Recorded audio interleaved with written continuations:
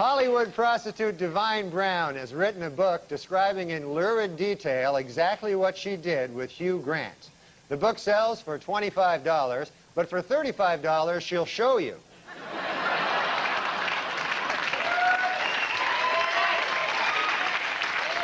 At the White House this week, President Clinton officially came out against same-sex marriages. What's more, the president said he is not too crazy about opposite-sex marriages either.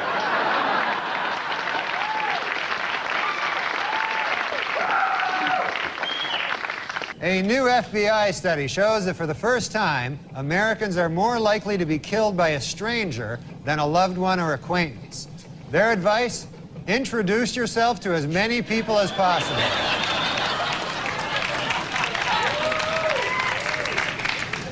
The American Academy of Pediatrics has released an updated list of unsafe baby products. Topping the list this year is the really, really, really, really high chair. Well, Dr. Jack Kevorkian was responsible for another death this week, this time a 58-year-old woman. She is the 26th of Kevorkian's patients to die since 1990. When are people going to realize he is not a good doctor? Do not go to this man. The richest girl in the world, billionaire Athena Onassis, celebrated her 10th birthday this week. What's it like to be the richest girl in the world? Well, to give you some idea, at the party, they had 2 cakes.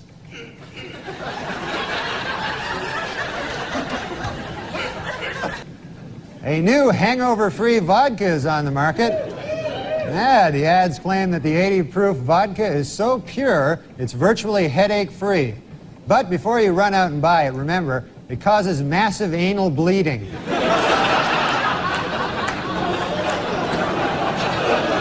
Julia Roberts told reporters this week that her marriage to Lyle Lovett has been over for some time.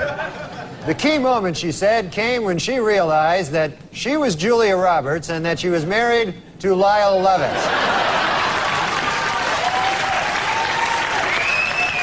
The results are in for 1995, and once again, Microsoft CEO Bill Gates is the richest man in America.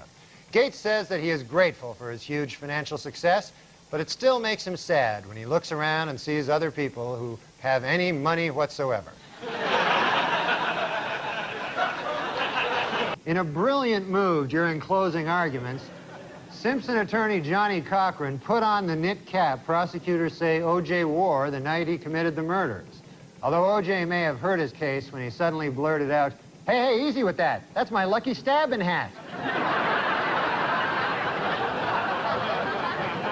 And in music news, #1 on the college charts this summer was Better Than Ezra. And at #2, Ezra.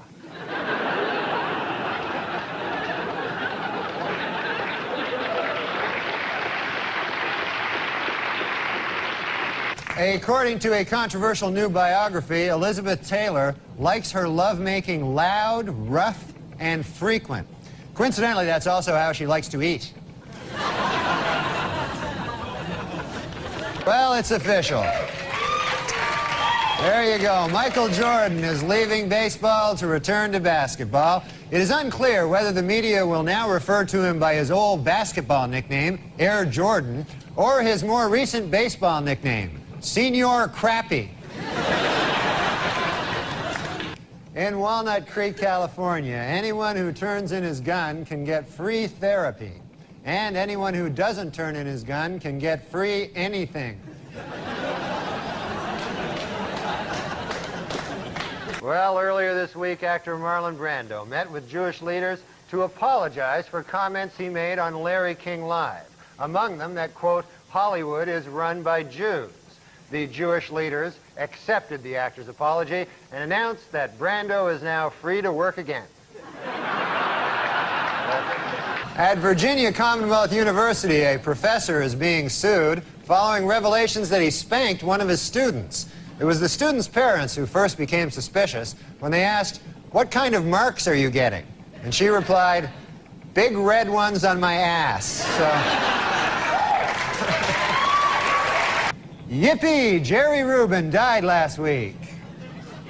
Oh, I'm sorry. That should read, Yippee Jerry Rubin died last week. Sorry about that. I'm sorry. My mistake completely. Just, I didn't read it right. Former First Lady Nancy Reagan reports that her husband has been relaxing at their ranch, riding horses and chopping wood. Sadly, eyewitnesses report that he was actually riding wood and chopping horses.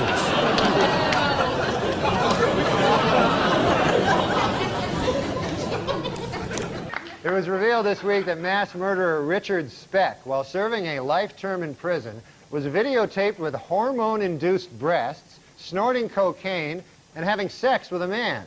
The film was apparently made with prison video equipment and a $300,000 grant from the National Endowment for the Arts. Dr. James Watts, a neurosurgeon who performed the first frontal lobotomy, died this week in Washington.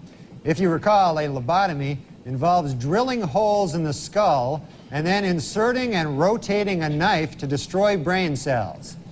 What a genius. He'll be missed.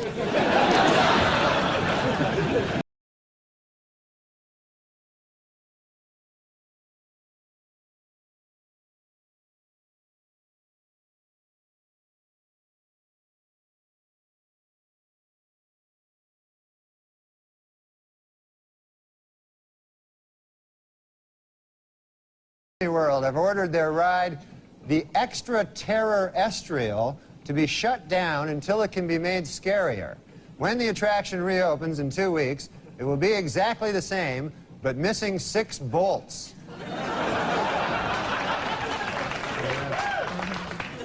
Last week, during his latest trial on charges of assisted suicide, Dr. Jack Kevorkian startled a Michigan courtroom when he stood up and shouted, "This is a lynching." Everyone turned to look, and sure enough, he just lynched some old guy.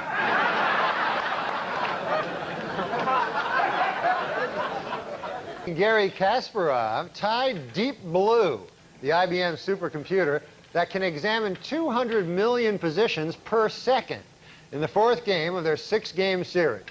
Earlier in the week, Kasparov admitted he made a catastrophic blunder in Game 2 when he failed to force a draw by moving rook to E8. With all due respect to Mr. Kasparov, what the hell were you thinking?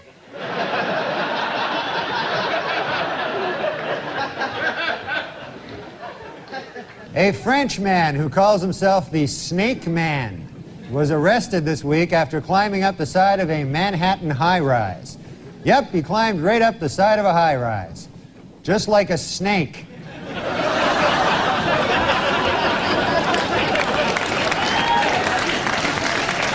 In North Dakota this week, a hunter narrowly escaped death when a pocket knife in his breast pocket deflected a bullet shot by another hunter.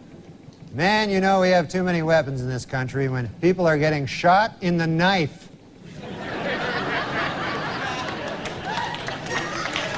And that's it. See you next week, folks.